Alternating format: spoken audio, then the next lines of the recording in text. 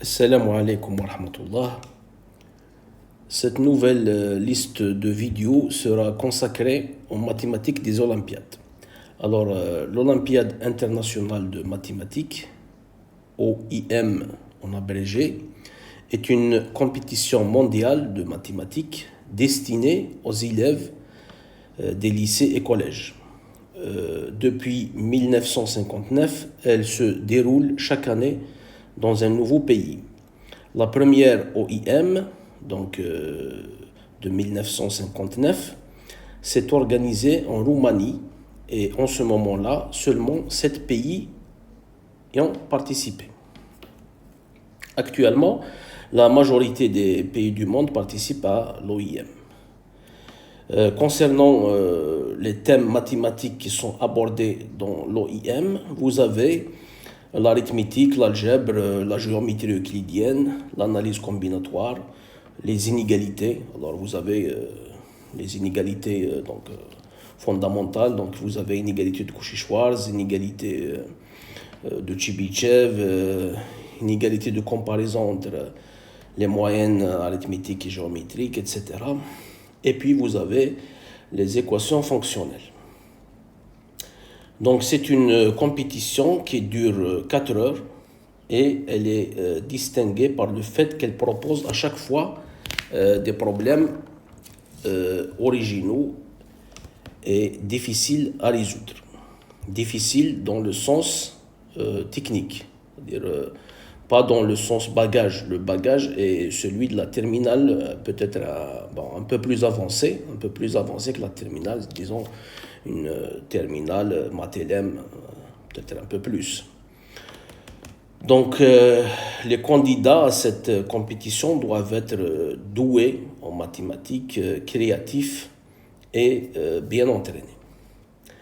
Généralement, les élèves qui réussissent cette compétition, c'est-à-dire qui obtiennent des médailles, deviennent de très bons mathématiciens, voire même de grands mathématiciens.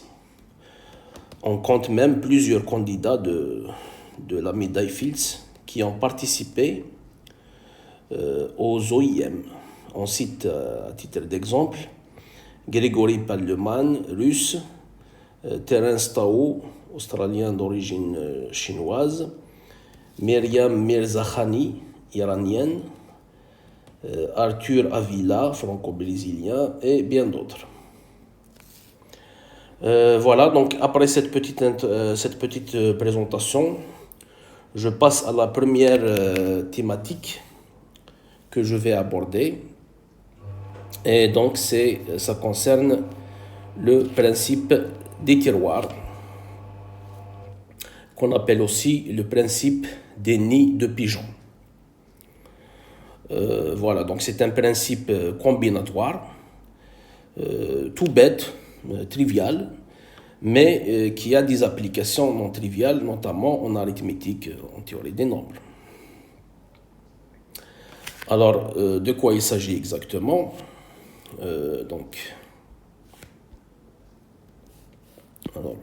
Donc je vais l'expliquer. Alors je prends n.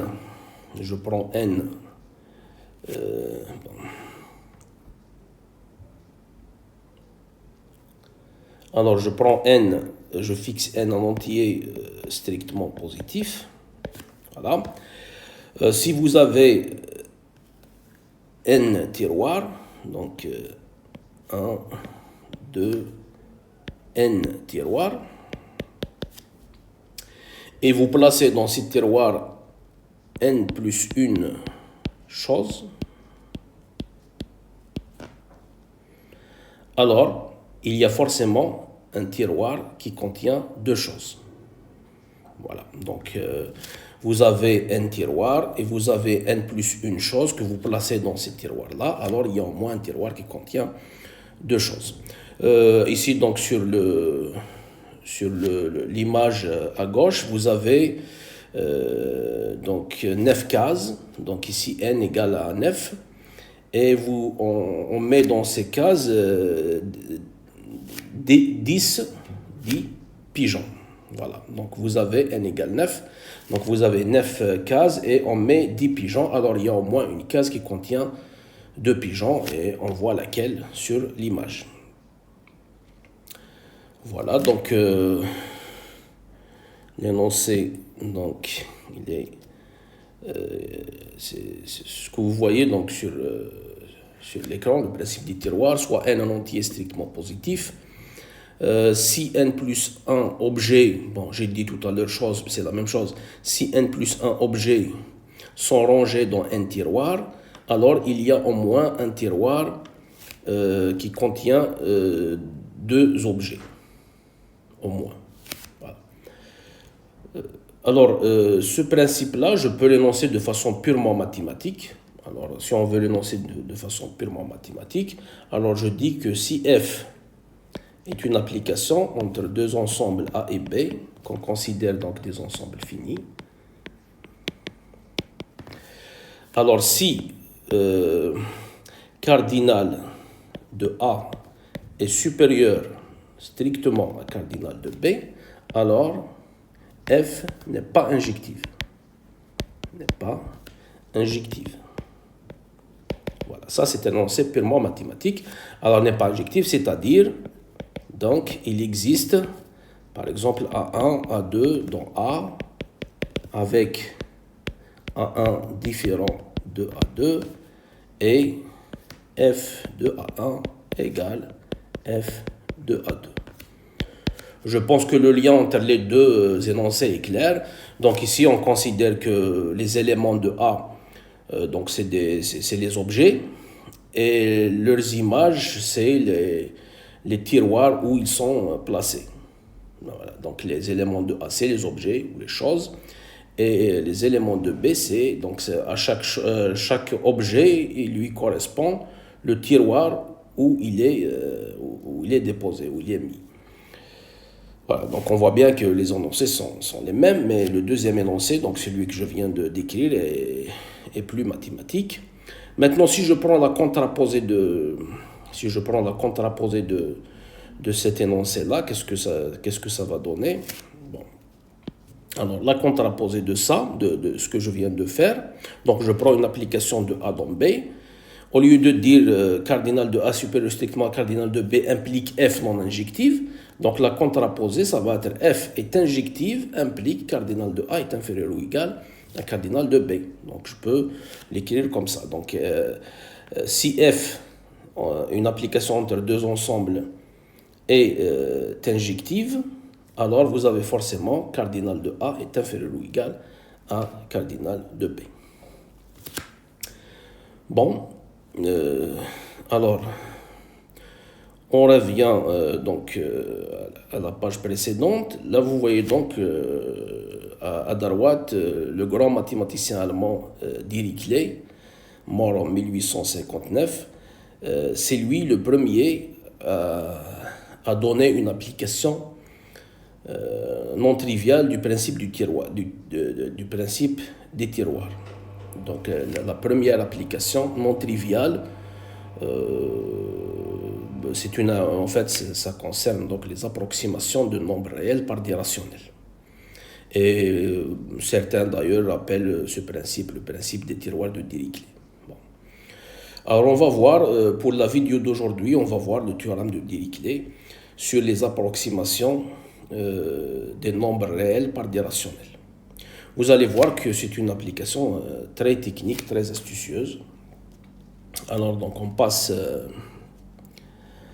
au théorème de Dirichlet. Voilà. Théorème de Dirichlet qui a été démontré en 1840 et qui concerne, donc, on appelle théorème de l'approximation. Voilà, c'est écrit, donc, le théorème d'approximation de Dirichlet. Il a été démontré en 1840. Alors, son énoncé, soit alpha un nombre réel. Alors, pour tout entier strictement positif grand N, il existe deux entiers P et Q, avec Q entre 1 et grand N, qui satisfont donc l'inégalité valeur absolue de alpha moins P sur Q, c'est-à-dire la distance entre alpha et P sur Q, est strictement inférieure à 1 sur Qn. Alors, bon, c'est quoi on essaye déjà de comprendre. Qu'est-ce qu'on cherche en réalité? En fait, dans ce théorème, on cherche des bonnes approximations du nombre alpha, des bonnes approximations rationnelles du nombre alpha. Alors, bonne, c'est dans le sens où le dénominateur n'est pas très grand. Voilà. C'est la condition Q entre 1 et n, grand N. C'est-à-dire, on cherche des approximations où le dénominateur n'est pas très grand. Il est majoré, il est contrôlé par grand N. Voilà le sens du théorème. Alors, on va donc donner la preuve de ce théorème et puis on va donner une application très importante. Ça va être un critère d'irrationalité. Bon. Alors, je vais donner la preuve de ce théorème. Et vous allez voir donc une première application du principe des tiroirs.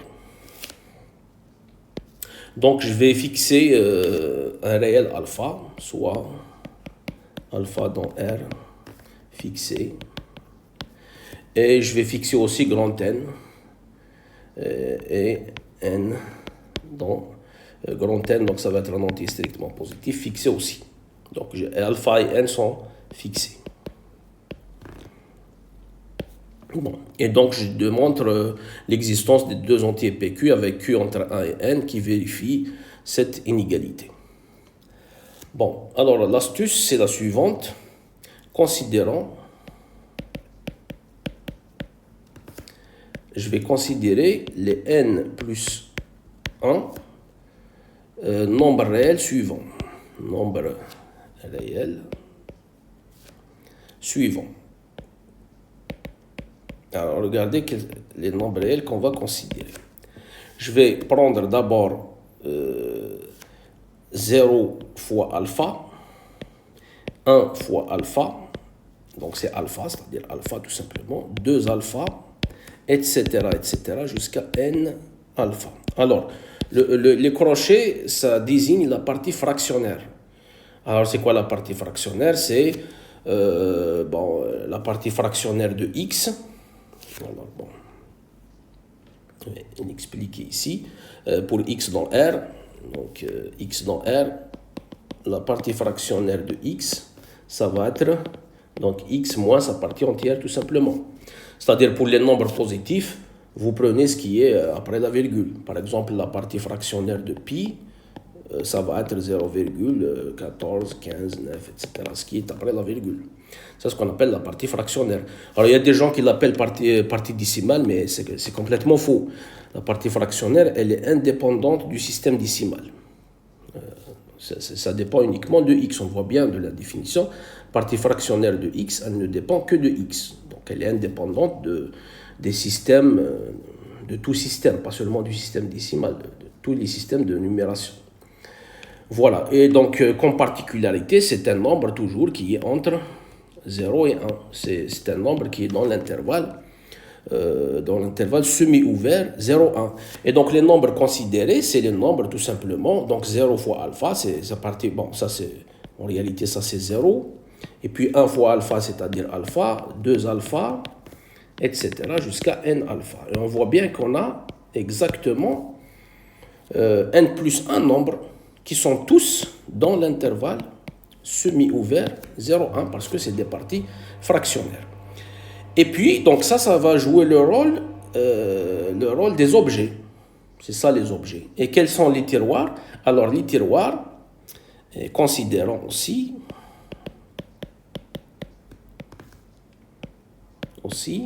les n intervalles. Les tiroirs, ça va être des intervalles semi-ouverts qui vont former une partition de l'intervalle 0,1. Donc, ça va être les intervalles 0,1 sur n, ensuite 1 sur n, 2 sur n, etc. jusqu'au dernier qui va être n plus 1, n moins 1 sur n et 1. Et on voit bien que c'est des intervalles 2 à 2 disjoints, tous non vides, et la réunion, ça donne l'intervalle 0,1 semi-ouvert. Et donc, voilà. Donc, ces nombres-là, vous avez n plus 1, ils sont quelque part dans ces intervalles. C'est-à-dire, c'est comme si vous prenez n plus 1 objet, vous les placez dans n tiroirs. Avec les objets, c'est des nombres réels qui sont dans 0, 1, semi-ouverts. Et les tiroirs, c'est ces intervalles-là. Et ces objets sont effectivement dans l'un. Chaque objet appartient à un certain... chaque nombre réel ici appartient à un certain intervalle, puisque vous avez une partition de l'intervalle 0, 1. Et donc là, le principe des tiroirs s'applique. Donc d'après le principe des tiroirs, donc d'après le principe des tiroirs, il existe au moins un intervalle qui contient deux nombres de ce type. Donc d'après le principe des tiroirs, il existe, alors je vais l'écrire de cette façon-là, il existe, je vais mettre IJ dans 0, 1, etc. jusqu'à N, avec I différent de J, pour dire que les objets sont différents, tel que l'on est, donc alpha, I alpha, c'est-à-dire les deux nombres I alpha et J alpha, tels que I alpha et J alpha, mais je vais mettre ici et J alpha appartiennent tous les deux à un même intervalle du type, à un même tiroir, donc à un même intervalle du type, alors le type ça va être donc K sur N et K plus 1 sur N. Voilà, donc K appartient à 0, 1 jusqu'à, ça va être donc N moins 1. Voilà. Ça c'est donc le principe du tiroir, c'est l'application tout simplement du principe du tiroir. Mais maintenant, ces deux nombres-là, partie fractionnaire de I alpha et partie fractionnaire de J alpha, ils sont tous les deux dans cet intervalle. Mais cet intervalle, il est de longueur 1 sur n, de mesure de longueur 1 sur n. Et il est semi-ouvert. Donc, si vous prenez deux nombres dans cet intervalle, forcément, la distance entre ces nombres-là est strictement inférieure à 1 sur n. Donc, puisque notre intervalle est de longueur 1 sur n et il est semi-ouvert.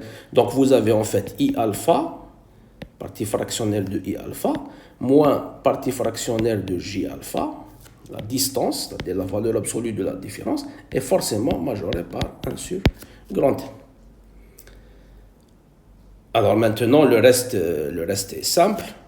Je remplace I alpha, la définition de la partie fractionnaire, par donc I alpha moins sa partie entière. Et je fais la même chose ici. La partie fractionnaire de J alpha, c'est J alpha moins sa partie entière. Et je développe un petit peu ça. Bon, je développe un petit peu ça, donc je vais avoir... alors, qu'est-ce que je vais avoir? Je vais avoir I moins J alpha, et puis moins, ici je vais avoir partie entière de I alpha, moins partie entière de J alpha. Bon, je vais avoir ça. En valeur absolue est inférieur à 1 sur n. Alors, vous voyez bien que dire que, quitte à permuter I et J, on peut mettre ici en fait I supérieur strictement à J. Ici, donc, quitte à permuter IJ, je peux supposer que I c'est le plus grand. Alors, je peux mettre ici directement plus grand strictement. Je prends I plus grand que J. Et donc ici, ça je vais l'appeler Q, et ça je vais l'appeler P. Vous voyez bien que P c'est un entier, il est dans Z, parce que c'est la différence de deux parties entières. Et Q, c'est dans N étoile, parce que I est strictement plus grand que J, et donc Q est strictement positif, et c'est un entier, donc en fait Q ici, il est dans N étoile. Je remplace ici, donc qu'est-ce que je trouve? Donc, c'est-à-dire, ou bien d'où? Donc, qu'est-ce qu'on vient de trouver? On vient de trouver que Q alpha moins P est inférieur à 1 sur N. Je n'ai qu'à diviser sur Q pour avoir ce qu'il faut. Donc, alpha moins P sur Q en valeur absolue inférieure à 1 sur Qn. Maintenant, voilà, c'est l'inégalité qui est demandée. C'est l'inégalité requise. Mais il faut juste voir que Q, ça vérifie, il est bien contrôlé. Q, c'est quoi? C'est I moins J. Mais IJ, ils sont tous les deux dans 0,1 jusqu'à N. et puis vous avez I est plus grand que J. Le fait que I est plus grand que J, ça entraîne que Q est supérieur ou égal à 1. Q est strictement positif, puisque c'est un entier, donc il est supérieur ou égal à 1. Et le fait que I et J sont dans cet ensemble-là, ça entraîne que I moins J est majoré par N. Donc Q, c'est majoré par N. Et donc ça termine la démonstration. Voilà, j'ai montré en fait l'existence de P et Q qui vérifient donc l'inégalité requise. Donc ça achève la démonstration. Voilà, donc ça c'est le théorème de Dirichlet, qu'on appelle théorème d'approximation de Dirichlet, et c'est la première fois que le principe des tiroirs a été utilisé pour avoir un résultat important, un résultat non trivial. Et c'est un résultat bien sûr qu'on considère un résultat de théorie des nombres, des approximations diophantiennes. Maintenant, à partir de ce théorème, on va déduire un critère très important d'irrationalité. C'est toujours dû à Dirichlet. Voilà donc le corollaire.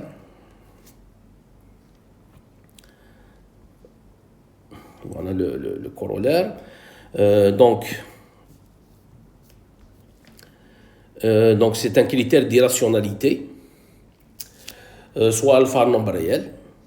Alors alpha est irrationnel si et seulement si il existe une infinité de couples PQ dont Z carré n étoile, tel que la distance donc entre alpha et P sur Q est strictement supérieure à 0 et strictement inférieure à 1 sur Q carré.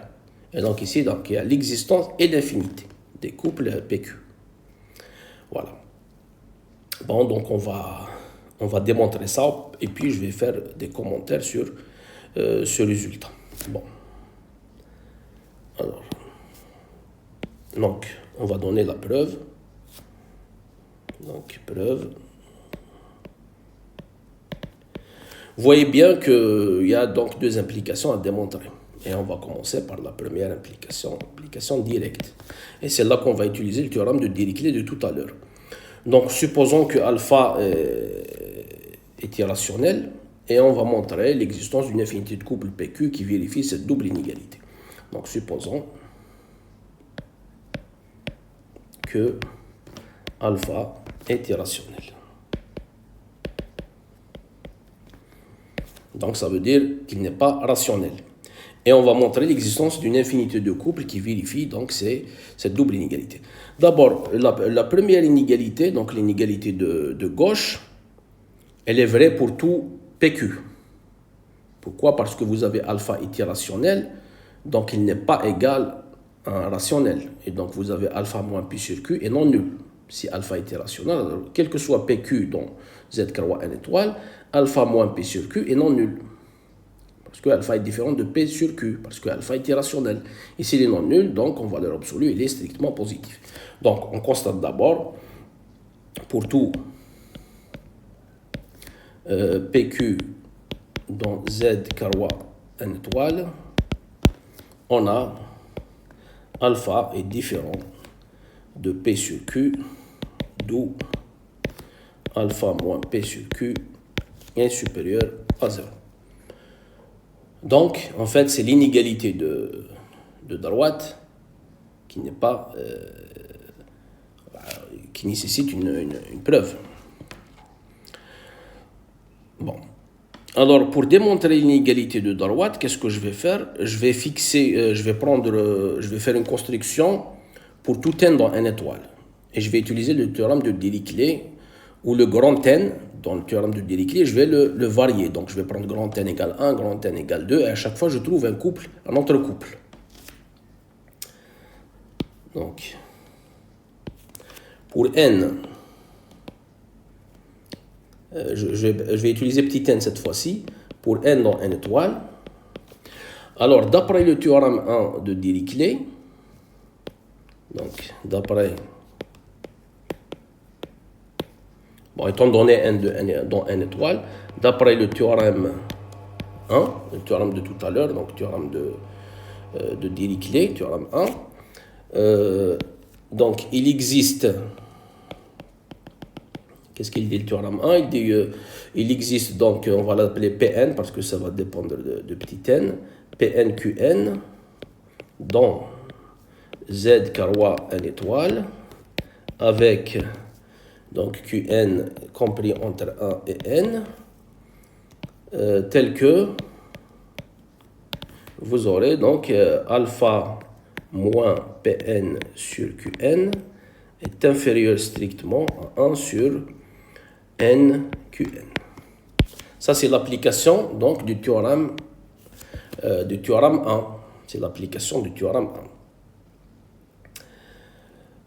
Bon, alors une fois qu'on a ça, maintenant, regardez bien, vous avez Qn est inférieur ou égal à n, ça implique, quand on inverse, ça va donner 1 sur n est inférieur ou égal à 1 sur Qn. Donc ici, en fait, on insère on va insérer ça dans cette inégalité-là. C'est-à-dire ici, je majore 1 sur n par 1 sur Qn. Alors, qu'est-ce que ça va donner? Ça va donner ça, c'est inférieur ou égal à 1 sur Qn au carré. Et donc, d'où vous avez alpha moins Pn sur Qn, c'est inférieur strictement à 1 sur Qn au carré. Et donc, j'ai trouvé un couple PnQn qui vérifie l'inégalité requise, l'inégalité de droite du corollaire. Mais ce n'est pas fini parce que le corollaire nous dit qu'il existe une infinité. Là, ce qui se passe, c'est que pour n dans n étoile, j'ai trouvé un couple PnQn qui vérifie l'inégalité requise. Mais, bon, il est clair que je vais varier n. Donc, je vais trouver, pour tout n, je vais trouver un couple. Mais rien ne nous dit que ces couples-là sont en un nombre infini. C'est-à-dire qu'il peut y avoir des répétitions. Il peut y avoir des répétitions. Donc, il faut montrer qu'il y a une infinité de couples, de tels couples, qui vérifient. Donc, il faut montrer qu'il y a une infinité de tels couples, PnQn. Donc, c'est ça qui n'est pas, jusqu'à présent, clair. Alors, pour démontrer ça, qu'il y a une infinité, donc, d'abord on va l'écrire, il reste à démontrer, pour conclure, il reste à démontrer que l'ensemble des couples, donc Pn, Qn, dans Z, carroi n étoile, l'ensemble de ces couples Pn, Qn, ou bien je vais l'écrire peut-être autrement. Je vais l'écrire autrement. C'est pas la peine de trop détailler. Et il reste à montrer donc que l'ensemble, il reste à démontrer que l'ensemble des couples PnQn, lorsque n parcourt n étoile, est infini. Bon. Alors, on procède par l'absurde. Donc, par l'absurde. Par l'absurde, supposons qu'il est fini. Supposons qu'il est fini, que cet ensemble est fini. Alors, qu'est-ce qui va se passer s'il est fini, cet ensemble? Alors, on va revenir pour voir cette inégalité-là. Vous avez alpha moins Pn sur Qn est inférieur à 1 sur NQn. Donc, on va l'écrire ça. Vous avez donc alpha moins Pn sur Qn est inférieur à 1 sur NQn. Qn, c'est dans n étoile. Donc, en fait, ça, c'est inférieur ou égal à 1 sur n. Et donc, vous avez alpha moins Pn sur Qn est inférieur à 1 sur n, quel que soit n dans n étoile. Maintenant, on a supposé que les couples PnQn sont en un nombre fini. Donc, je vais prendre l'infinimum des deux côtés ici. Si je prends l'infinimum des deux côtés, donc on va avoir l'infinimum de alpha moins Pn sur Qn, n dans n étoile. Et là, vous allez avoir l'infinimum de 1 sur n, et bien ça, c'est 0. Mais ça, c'est impossible. Pourquoi? Parce que vous avez alpha moins Pn sur Qn comme alpha itérationnel. Alpha itérationnel. Donc, alpha moins Pn sur Qn, ça ne peut pas être nul. Donc en fait ici, les réels que vous avez ici, c'est des réels strictement positifs. Et comme on a supposé qu'il n'y a qu'un nombre fini de tel couple Pn et Qn, donc vous avez l'infinimum d'un nombre fini de réels strictement positifs. Et ça ne peut être que strictement positif. Mais l'infinimum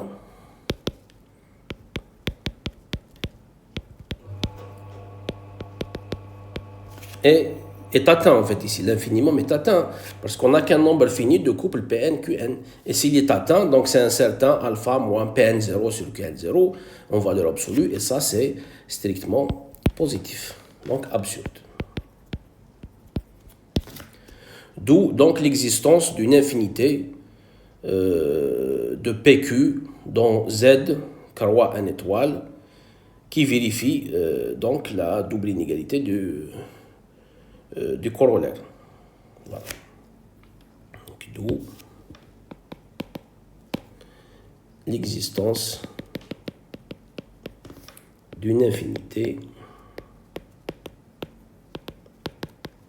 de PQ dont Z croît en étoile tel que donc alpha moins P sur Q c'est entre 0 et 1 sur Q carré. Voilà, ça c'est pour la première implication. Bon, il existe une infinité, il suffit de prendre donc les couples Pn, Qn. On a montré qu'il doit y avoir une infinité parce que sinon ça donne une contradiction avec l'infinimum de la valeur absolue de alpha moins Pn sur Qn quand n parcourt n étoile. Voilà. La deuxième implication, donc implication, là je vais montrer la contraposée. Donc en fait ici, qu'est-ce qu'on doit montrer? On doit montrer que s'il existe une infinité de couples P sur Q qui vérifie donc cette double inégalité, alors alpha est irrationnel. Donc la contraposée, je suppose que alpha est rationnel et je vais montrer qu'il n'y a qu'un nombre fini de couples PQ qui vérifie cette double inégalité. Donc supposons, donc je montre donc la contraposée de l'implication. Donc supposons que alpha est rationnel et je vais l'écrire sans tarder sous la forme A sur B avec A dans Z et B dans N étoile et montrant qu'il n'y a qu'il y a un nombre fini de couples PQ dont Z croît en étoile satisfaisant cette double inégalité, donc alpha moins P sur Q est entre 0 et 1 sur Q2. Alors, ici, pour démontrer ça, je vais prendre PQ qui vérifie cette double inégalité et je vais montrer que Q n'a qu'un nombre fini de choix possibles. Et puis, pour chaque choix de Q, P n'a qu'un nombre fini de choix possibles. C'est ça l'idée. Donc, je vais démontrer que d'abord que Q n'a qu'un nombre fini de choix possibles. Et puis, pour chaque choix de Q, P n'a qu'un nombre fini de choix possibles. Ce qui entraîne que le couple PQ n'a qu'un nombre fini de choix possibles. Voilà, c'est ça donc l'idée. Alors, donc, soit PQ dont Z croît en étoile, tel que alpha moins P sur Q entre 0 et 1 sur Q carré. Bon, je remplace alpha par A sur B et je simplifie un petit peu. Donc, ça va donner AQ moins PB. Voilà. Donc, ça sur BQ, voilà, sur BQ est entre 0 et 1 sur Q2. Alors, je multiplie par BQ tous les termes, donc d'où Bon, je simplifie encore, donc ça va donner AQ moins, moins BP ou PB, c'est la même chose. Donc BP entre 0 et ici, donc on va avoir B sur Q. Voilà. Peut-être que cette inégalité elle est importante. Bon, je vais numéroter. Bon, peut-être on va les utiliser. Donc, on va les utiliser plus tard. Donc ça, par exemple, c'est 1. Ça, c'est 2. Alors, regardez maintenant la double inégalité 2. Ici, donc, vous voyez la valeur absolue de AQ moins BP. Ça, c'est un entier. S'il est strictement positif, donc il est forcément supérieur ou égal à 1. Donc, en fait, ici, ça entraîne que ce nombre-là, AQ moins BP en valeur absolue, est supérieur ou égal à 1. Et ça, donc c'est supérieur ou égal à 1 et c'est inférieur à B sur Q. Et ça entraîne que B sur Q est donc supérieur à 1. Et donc B sur Q est supérieur à ça, et ça c'est supérieur ou égal à 1, donc B sur Q est supérieur à 1, et ça entraîne en fait que Q est inférieur à B. Et donc 2 entraîne que Q est inférieur à B. Donc 2 entraîne que Q est inférieur à B. Et puis, bon, Q, il ne faut pas oublier que les supérieurs ou égal à 1, il est dans N étoile. Donc, en fait, Q n'a qu'un nombre fini de choix possible. N'a qu'un nombre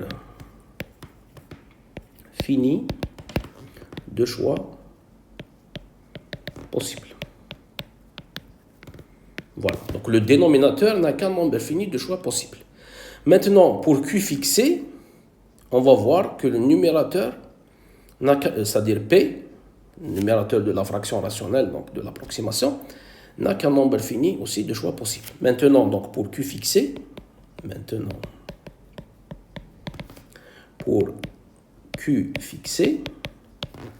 on revient à l'inégalité, donc 1. Vous voyez ici, donc, cette inégalité 1, je reviens ici. Alors, si je multiplie par Q, qu'est-ce que je vais avoir? Je vais avoir Q alpha moins P, ou bien P moins Q alpha, c'est la même chose, inférieur à 1 sur Q. Donc, on a, donc, d'après 1, alors, on a d'après 1, donc, bon, je reviens en arrière pour voir mieux. Alors, ici, donc, c'est alpha Q moins P est inférieur à 1 sur Q. Alpha Q moins P est inférieur à 1 sur Q. Bon. Maintenant, je vais essayer de trouver une majoration pour P. Donc, P. J'utilise donc l'inégalité triangulaire. Ça, je peux l'écrire sous la forme alpha Q moins P moins alpha Q, par exemple. On peut l'écrire comme ça. Donc ici, si on simplifie, on trouve la valeur absolue de moins P qui est la même chose que la valeur absolue de P. Et donc ici, j'utilise une égalité triangulaire. Ça, c'est inférieur ou égal à la valeur absolue de alpha Q moins P plus la valeur absolue de alpha Q.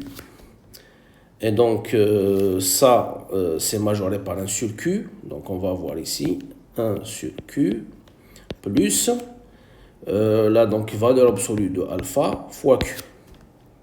Voilà donc ce qu'on a. Et vous remarquez bien que ici, donc, vous avez la valeur absolue de P, c'est majoré par, donc, valeur absolue de alpha fois Q plus 1 sur Q. Voilà. Et ça, on a dit que Q est fixé, donc tout ça, donc c'est fixé. Et donc, d'où P n'a qu'un nombre fini, d'où P n'a qu'un nombre fini de choix possibles. Qu'un nombre fini de choix possibles. Pour chaque Q fixé. Hein, ça, on l'a vu pour chaque Q fixé. Voilà. Donc, Q n'a qu'un nombre fini de choix possibles. Et pour chaque Q fixé, P n'a qu'un nombre fini de choix possibles. D'où PQ, qui est dans Z, carreau N étoile, n'a qu'un nombre fini. Donc le couple n'a qu'un nombre fini de choix possibles. Ça veut dire que la double inégalité, autrement dit, la double inégalité, autrement dit, la double inégalité, donc alpha moins P sur Q entre 0 et 1 sur Q2, n'a qu'un nombre fini de solutions, ou bien la double inéquation si vous voulez, la double inéquation n'a qu'un nombre, un nombre fini de solutions, les solutions bien sûr dans Z carreau N étoile. Et voilà, donc ainsi s'achève la démonstration du corollaire. Ainsi s'achève la démonstration du corollaire. Bon, je reviens au corollaire maintenant pour donner un commentaire très important. Regardez bien le résultat de Dirichlet. Il vous dit que alpha est un nombre réel. Alors, alpha est irrationnel si seulement il existe une infinité. Vous voyez, donc il existe une infinité de couples PQ dans Z carreau N étoile qui satisfont donc cette double inégalité. Et vous voyez apparaître ici donc l'exposant 2. Alors on peut se demander, est-ce qu'on peut faire mieux? Est-ce que je peux mettre ici 3? Je peux mettre 4. Mieux, c'est-à-dire plus grand. Est-ce que si je mets 3, il y a une infinité de couples qui vérifient ça? Et bien ça en fait, ça dépend de la nature de alpha. La nature de alpha. Donc on montre que 2, c'est le meilleur si on prend alpha quelconque, irrationnel bien sûr. Si on prend alpha irrationnel général, 2, c'est le meilleur exposant qu'on peut mettre ici. Mais il y a un type, si on prend alpha, un certain type de nombre, il y a un certain type de nombre où on peut améliorer cet exposant 2. Alors, je considère un énoncé plus général, donc je considère soit, donc ça c'est un commentaire, alors, je vais mettre ce commentaire là, donc commentaire,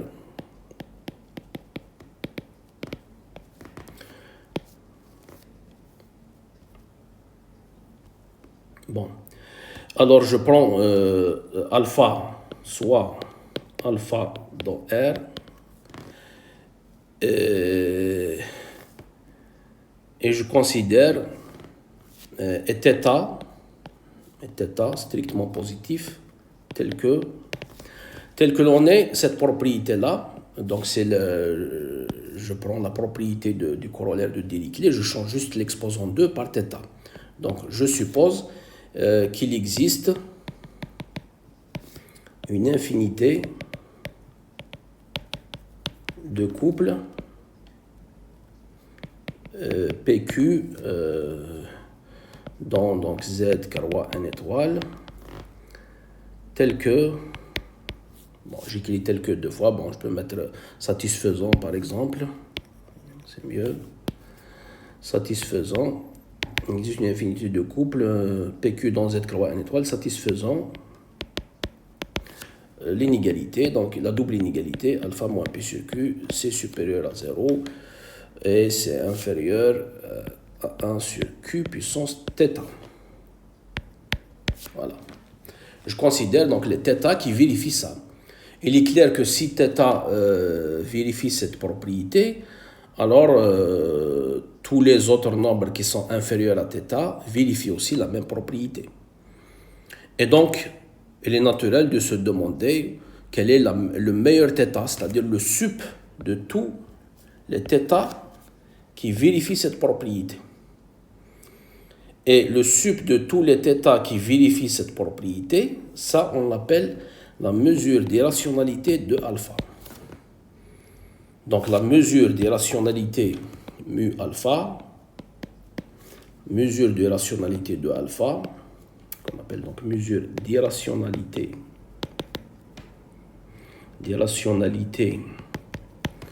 de alpha, c'est le sup d'θ. Une définition qui satisfont bien sûr la propriété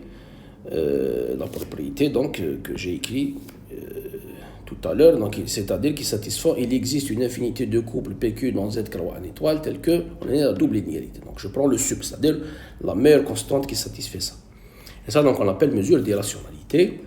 Alors on montre que si alpha est rationnel, alors sa mesure d'irrationalité c'est 1.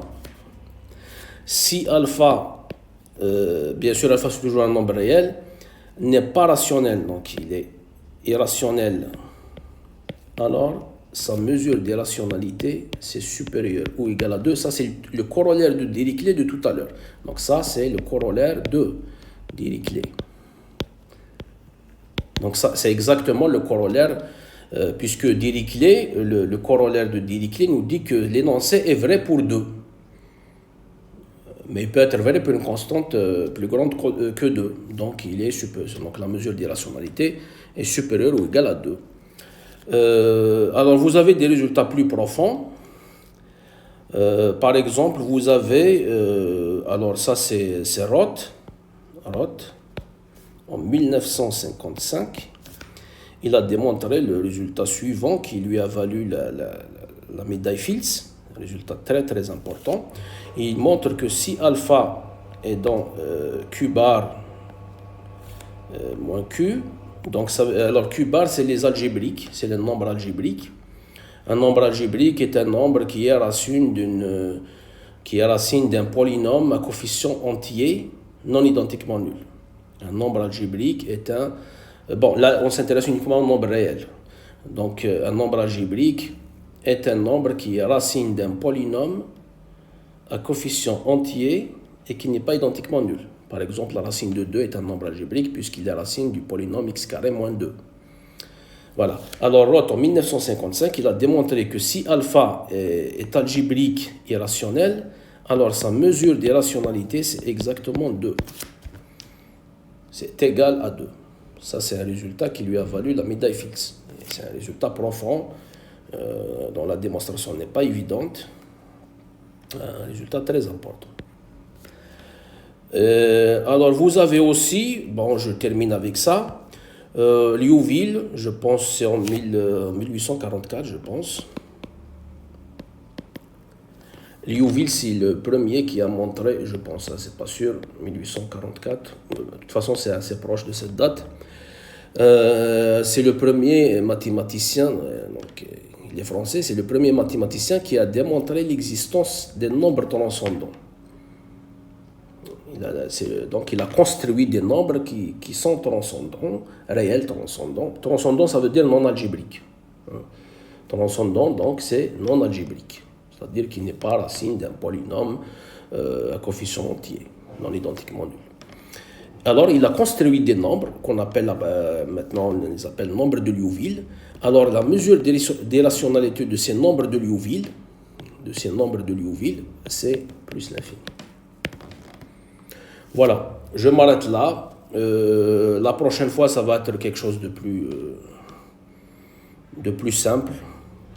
Donc, on va s'intéresser donc aux exercices du type des Olympiades, mais qui concernent donc le principe des tiroirs. Voilà, portez-vous bien et à bientôt.